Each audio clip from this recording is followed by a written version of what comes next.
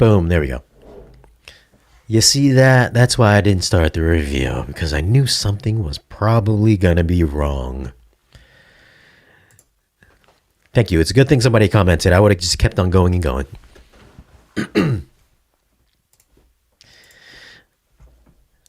Okay. All right, so I'm assuming everything's working. If everything is working, leave me a comment.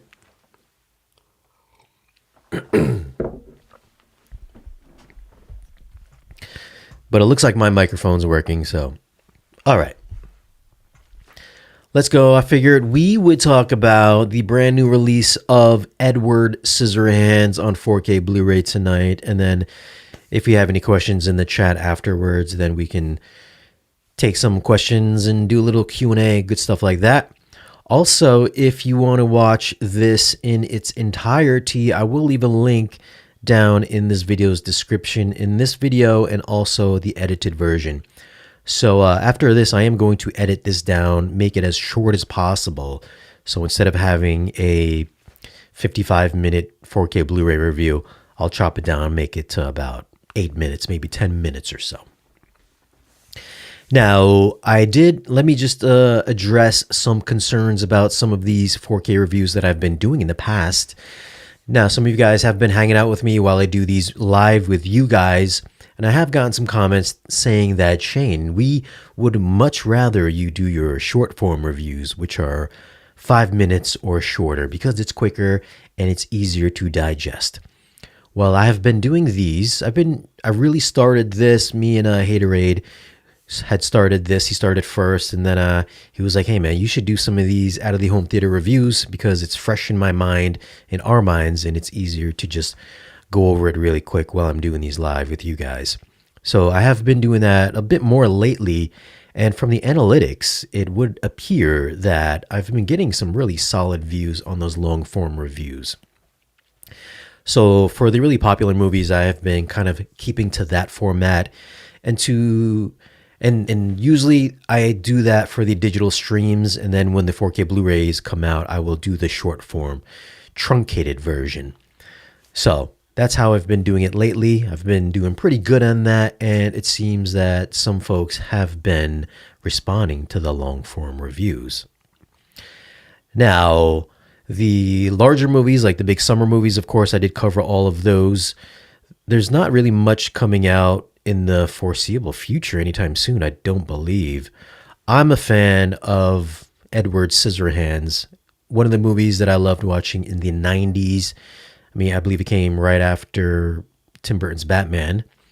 And it's a great movie. I think it's a fun movie.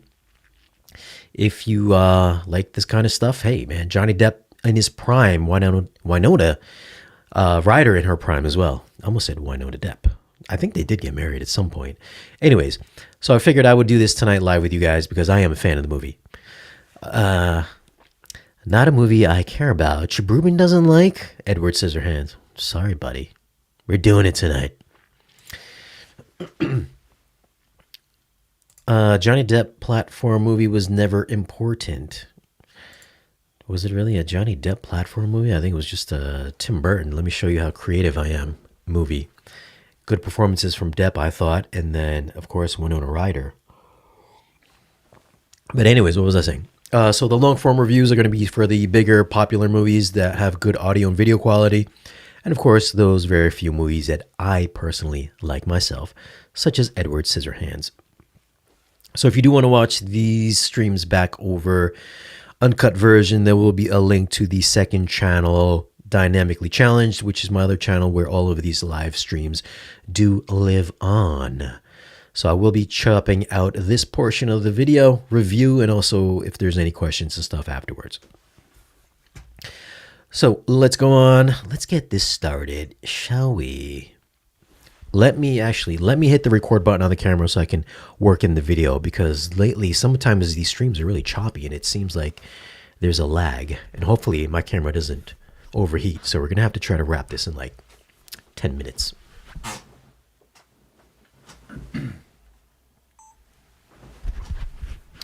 All right, so here we go. Let's go. Where were we? Where was I? What's up, guys? Today we're going to be checking out Edward Scissorhands on 4K Blu-ray.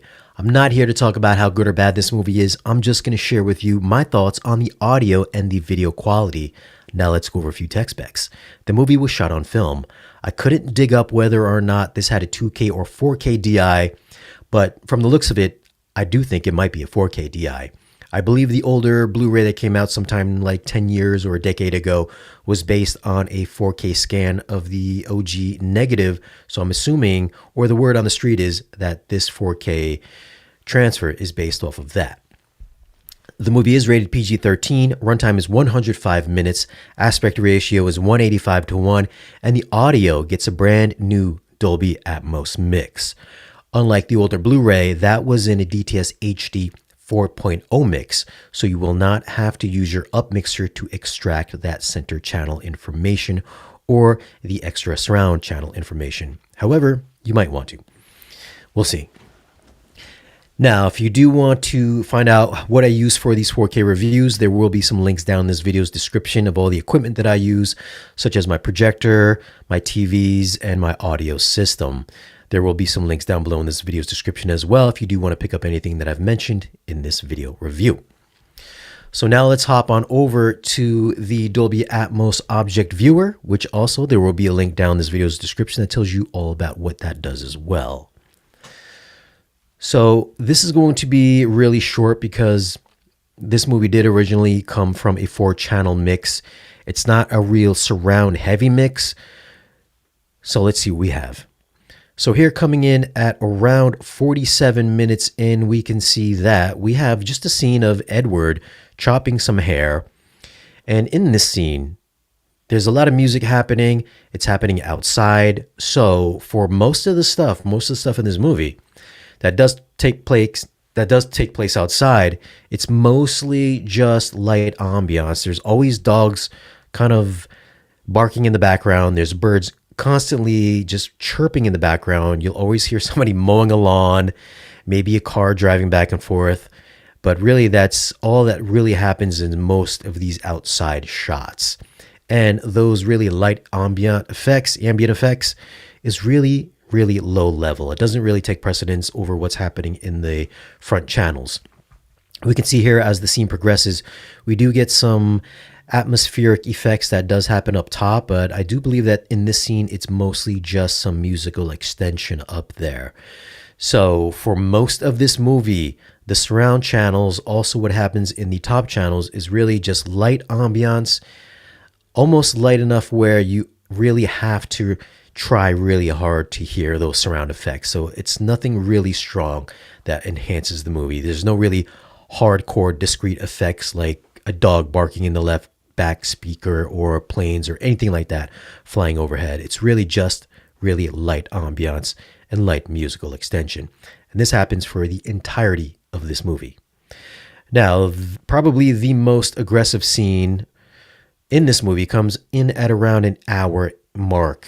Comes in around an hour and 4 minutes. This is when they are robbing Winona Ryder's boyfriend's dad's house to pick up some stuff. I think he wants to steal some electronics or something from his father's man cave. And in this scene, there is an alarm that goes off. And this is the only scene that I believe activates all 6 top channel speakers, as you can see here. And also, the wide channels never come active. The second set of surrounds never become active. And the center back surround also never becomes active. So for most of this movie, it is going to be locked in a 7.1.4 configuration. So that's 7 bed layers, 4 top channels, and then your subwoofers, of course. And for this scene, again, at an hour, 4 minutes, this is the only scene that will activate all 6 top channels. And in those 6 top channels, you will hear that alarm beeping overhead. And of course, some of the musical extension, of course, finds its way up top as well.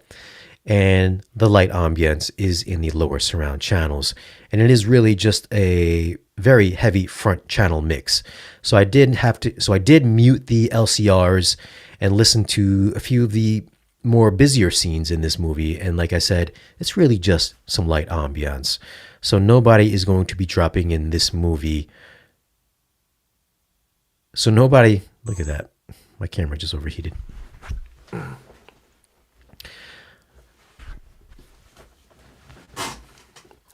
One second, guys. My camera overheated. I knew this was going to happen.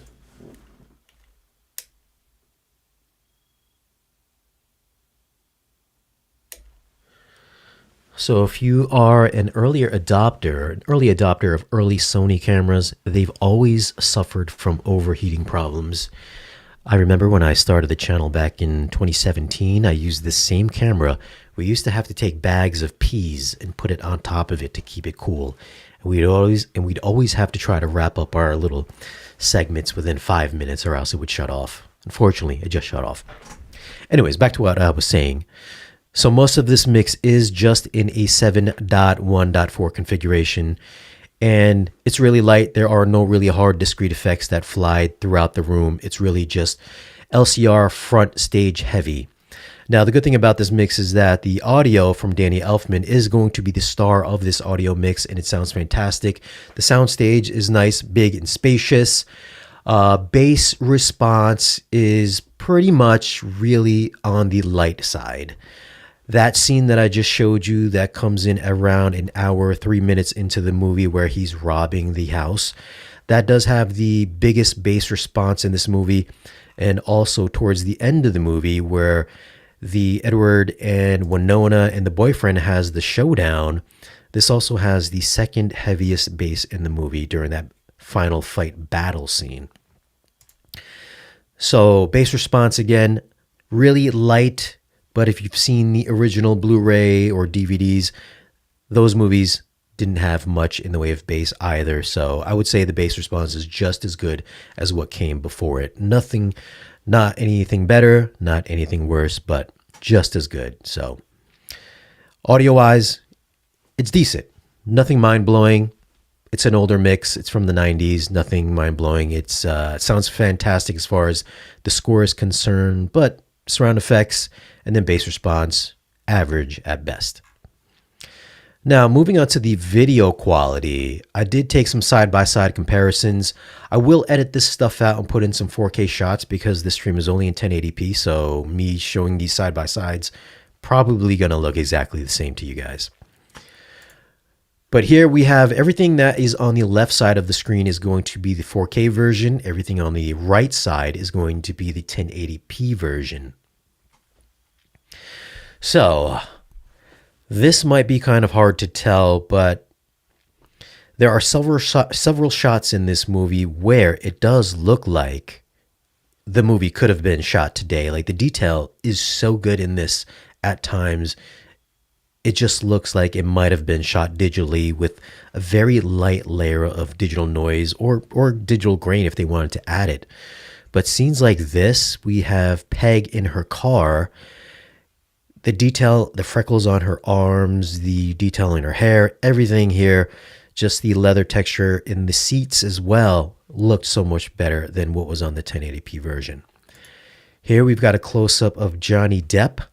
And I've never noticed this before while watching this movie, and I've seen it several times, but the makeup and the detail in his makeup effects on his face, clearly, maybe not the best, because now you can see how the scars are applied with, I guess they're made out of latex. You can see the latex texture on his face.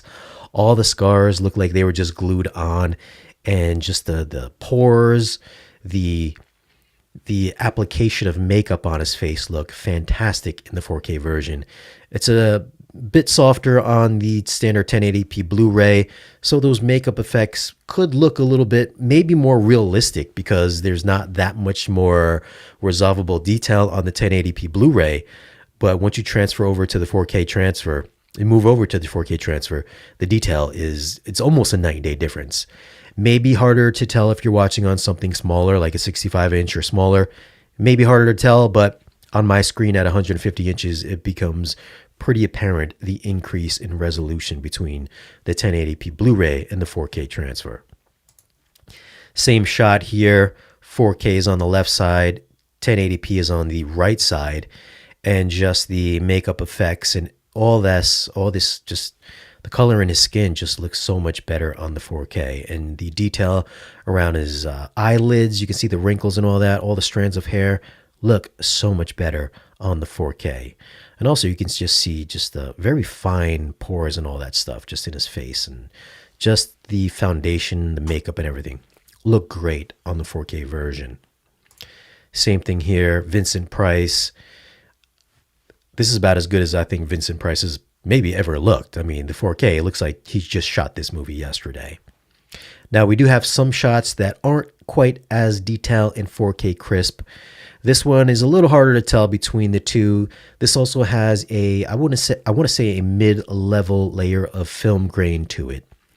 So if you are a grain hater, there's a chance there are some scenes that are really heavy on the grain, particularly this first shot here of the dishwasher repair guy, and I forgot her name, but the oversexed housewife. Actually, I don't even know if she's married. I just think she's really craving for some male attention. But this scene here is really heavy on the film grain. And you can see that the grain is definitely more resolvable on the 4K version, where it looks more smeared on the 1080p version. Also, if we're talking about just color overall, just the saturation, the vibrancy, I don't want to say the colors are just like eye-poppingly vibrant, but just the colors throughout the entire town, it's just full of really rich pastels, oranges, these turquoise colors, yellows, oranges, greens. They look fantastic. And nothing was ever clipped. You can see all of the gradations in the clouds here, how the blue sky goes from kind of a darker, maybe not so much a dark blue, but as it transitions all the way down to a lighter blue towards the bottom here. And again, great pops of color. We have the green in the flowers, her pink dress, her red hair, those lipsticks, those lips really pop off the screen. More shots of the town. Just the pastel colors look fantastic as well. A little bit more duller, I would say, on the... Well, actually, the 1080p Blu-ray didn't look that bad. I think the 1080p Blu-ray did look a touch warmer than what is present on the 4K Blu-ray. Now, again, detail-wise, you could get some 4K shots that are really 4K sharp, ultra detailed, super 4K crispy. And then we have this shot here. There are several shots that are really soft, kind of out of focus. This is kind of the opening shot of Winona Ryder's character towards the start of the movie. You can just see just how soft this shot is and how blurry it is. Actually, this is the beginning of the movie. This one is towards the end of the movie. So they kind of bookend Winona Ryder in this film. So some shots will be really blurry, and then some shots are just 4K crisp, and then we have a lot of shots that do fall somewhere in the middle. Now, with that extra detail, I mean, you can always tell that this was a composite shot, where this is just like a miniature and they overlaid it, they composited it over the background here. And you can really tell now in the 4K version where that line is right across the tree line here, where it kind of like, it moves. You can tell that that's just a plate that they just overlaid on top of the foreground. So that was pretty apparent. It was always kind of apparent in the 1080p Blu-ray, but it's even more obvious here on the 4K transfer. Another thing with the added resolution, the castle, now noticeably fake looking.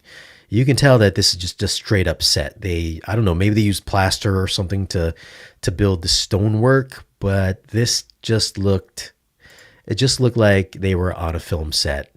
I mean, it still looked great. Don't get me wrong. I love the set design in this movie, but all of this stuff here, you can tell they were just walking on a set. So the realism, maybe a little bit more believable on the 1080p Blu-ray just because it is so much more softer. But now with this extra resolution that 4K brings, you can really tell all of the set design, how people built things, like the detail in the crevices, the cracks in the stonework and everything like that.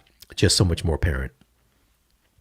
Now, black levels are decent. I mean, there are some darker shots in this where really dark shadows do have a little bit of crush in it. But I just think maybe that's just the way they filmed it. I don't think it's an inherent defect of this transfer. But, I mean, stuff like this still did look great. This is towards the end of the movie. This is the final battle. Once again, we have that shot of Edward where he's hiding in the shadows here. I've always thought he was a little bit bathed in darkness here, but actually the Blu-ray holds up pretty well. but just the extra resolution just brings out more detail here with the wider color gamut of 4K. So you can really make out what Edward looks like, his suit and everything like that, his hands. Really good detail in some of these darker, shadowy shots here. And again here, great shadow detail as well. Final shot of the movie. I mean, you can still see all the makeup effects, just the fake prosthetics on his face, and just the nice glimmer of his scissors for hands. So overall, I mean, this is not a barn burner of a transfer. Regardless of how good the colors look in this, it's not going to push your TV's nits. I didn't have a nit rating on this. It wasn't Dolby Vision, so I didn't get like a max CLL or max FALL, so that wasn't present on the information screen on the projector, so I wasn't able to pull that data. But you know, this isn't dim like F1. It isn't dim like Free Guy. It's just it looks good. It's not eye-searingly bright once again, but the colors do look great overall. So for video quality, I'm a fan. I'm a big fan of this movie. I love the way it looks. I think this is a great increase coming from the 1080p Blu-ray. There are some fantastic 4K crispy shots that do look like they could be shot yesterday. The detail can be off the charts in certain shots. And then of course, some shots are just really soft, and some, you know, if you are not a fan of grain, so if you are not a fan of grain, there are a lot of shots that are heavy on the film grain. So also keep that in mind. But video-wise, I'm going to go with a 9.2 for video. I think this is a great increase over the 1080p Blu-ray and definitely worth a purchase if you are a fan of the movie. Definitely pick it up. Audio-wise, as far as Atmos mixes go, not much happening in the surround channels. It's mostly just really light ambiance. Some musical extension up top. There is that scene again with the break-in at the house. The alarm does sound in the top channels. There's a couple shots, a couple scenes in the police station that do have some nice echo effect in the surround channels. But again, overall, really light on surround effects, either for the top channels or on the lower bed channels. The best thing about this mix is going to be the musical score from Danny Elfman that still holds up really well. It's really dynamic, not a ton of bass, but just the right amount of bass. It's not going to drive your subwoofers or push your subwoofers at all. But the detail in the score, front stage heavy, still sounded great. I would say as far as Atmos mixes go, I'm going to go with a 7.8 for the audio mix. But the question is for you guys, have you seen this? Have you seen the 4K transfer? Do you think it's a worthwhile upgrade over the 1080p Blu-ray? Leave your comments down below. And do you think I rated it too high? Let me know in the comments. Now, if you do want to pick up this movie, I will leave some links for it down below in this video's description. As always, guys, thanks for watching. Be sure to like this video if you found it useful. If you want to support the channel, follow me on Patreon. That's patreon.com/Shane Lee. We got a great group of people over there. You can join for as little as $1 a month or join for 7 days for free for a 7-day free trial. Like this video if you found it useful and subscribe if you haven't already, and I'll catch you again in the next video. All right. So let's wrap that up. Anything special here? Do you guys have any interesting comments? What's up, Danny R in the house? Chabrubin, why not AB everything with the Lingdorf? I'm not sure what you mean. Why not AB everything? What would that accomplish?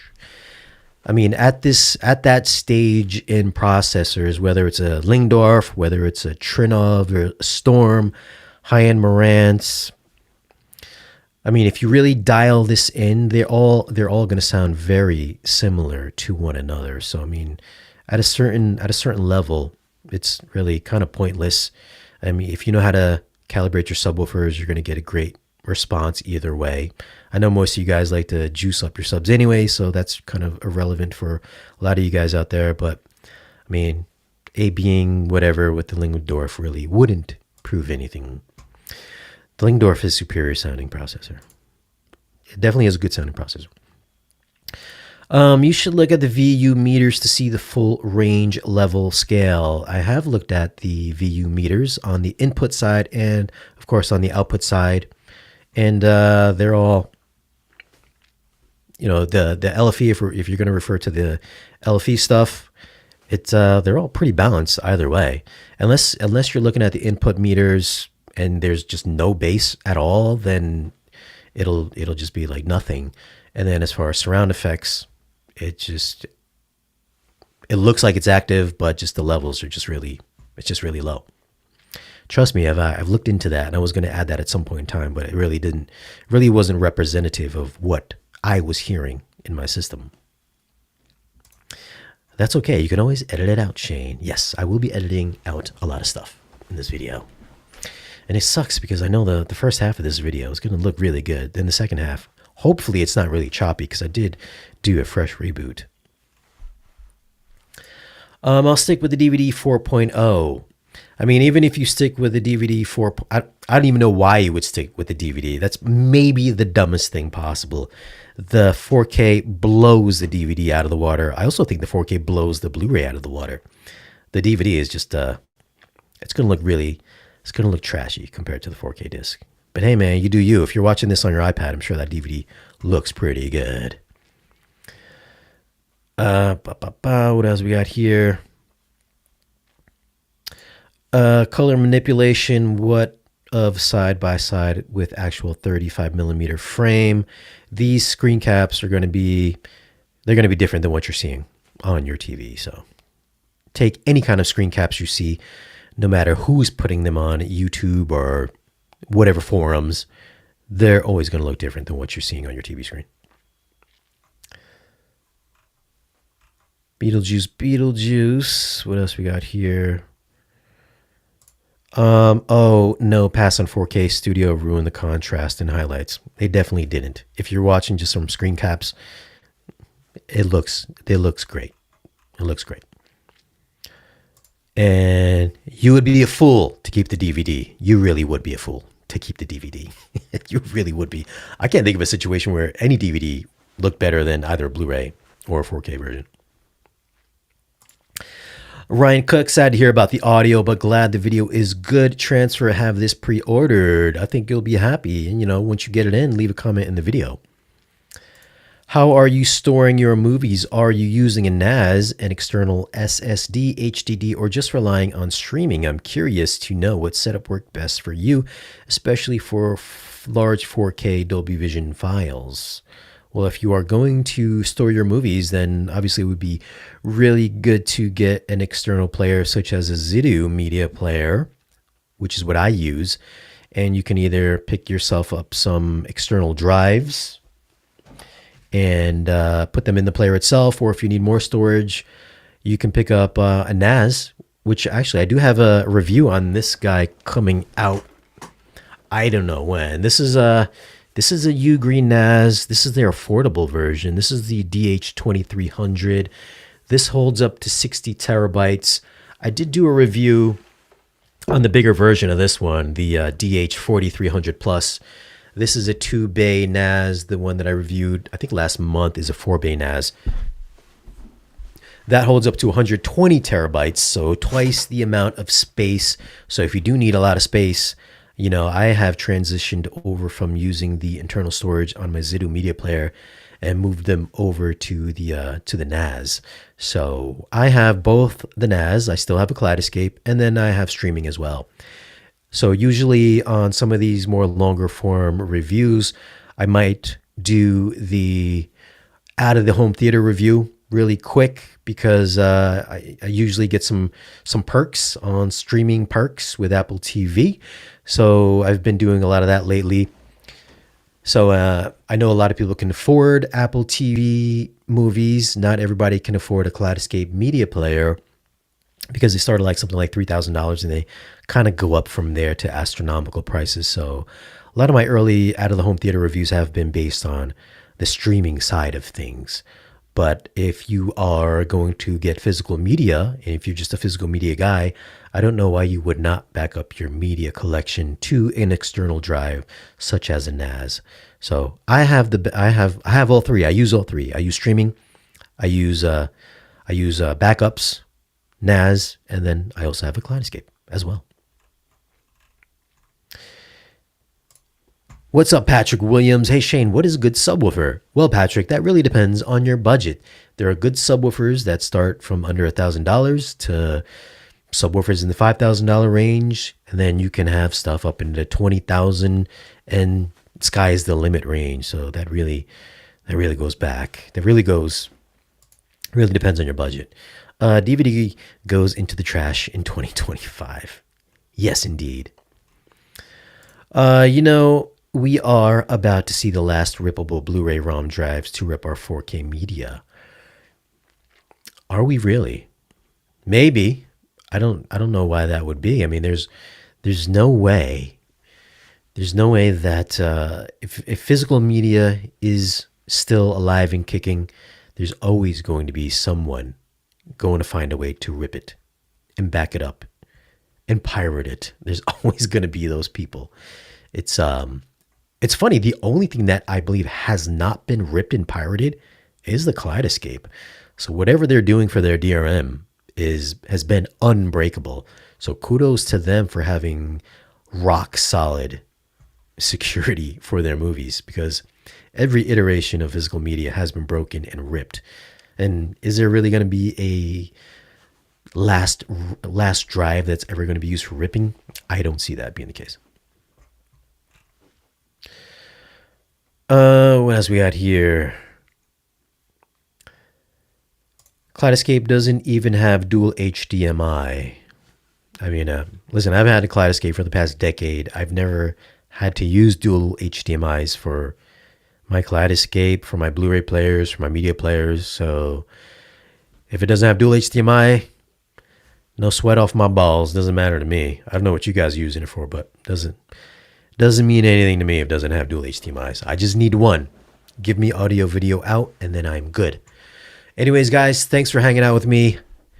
I'm going to edit this video down, so you will see the shortened version on the channel. If you want to watch this in its entirety, there will be a link in that edited version.